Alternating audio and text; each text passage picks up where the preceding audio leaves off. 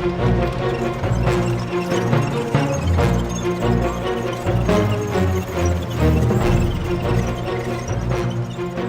Year 1951. United Nations forces in Korea are suddenly thrown back by an unexpected Chinese offensive in North Korea.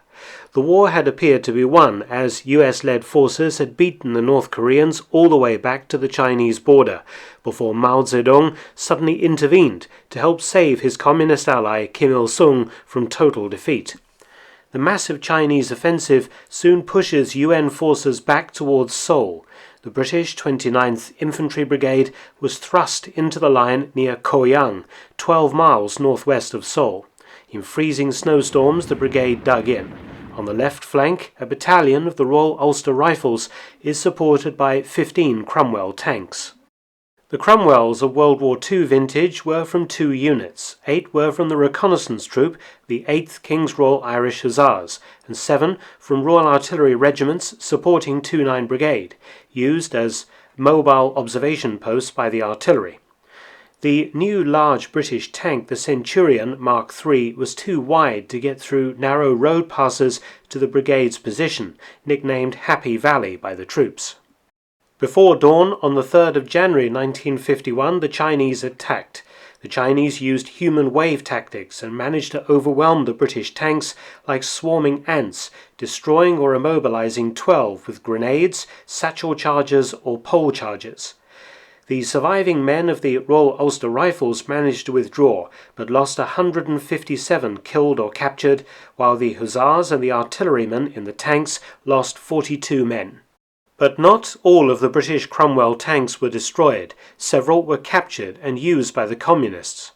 One of the Cromwells turned up at Inchon, captured by South Korean Marines during landings there. Photographs exist of North Korean crews manning Cromwell tanks. Interestingly, the Chinese had little experience with modern tanks, the new Communist forces largely equipped with captured Japanese light tanks.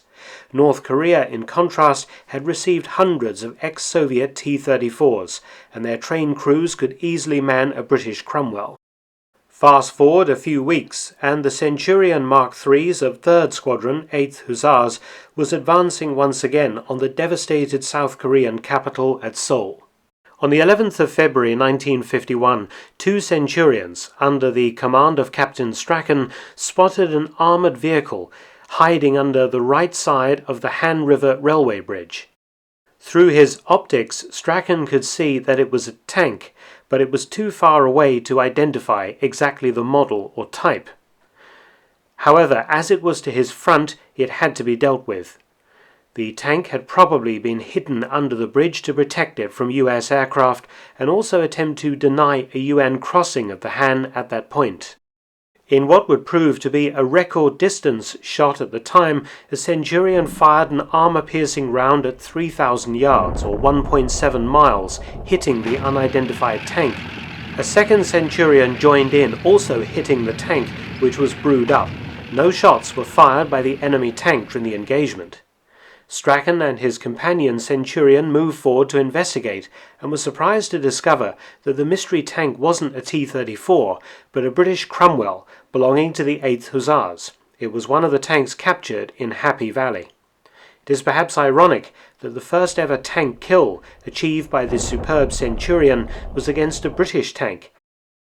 Even more ironic, the Cromwell was from the same regiment as the Centurions, the 8th King's Royal Irish Hussars. It was also the Centurion's only tank kill during the Korean War. Please subscribe and share, and also support my channel. Details in the description box below.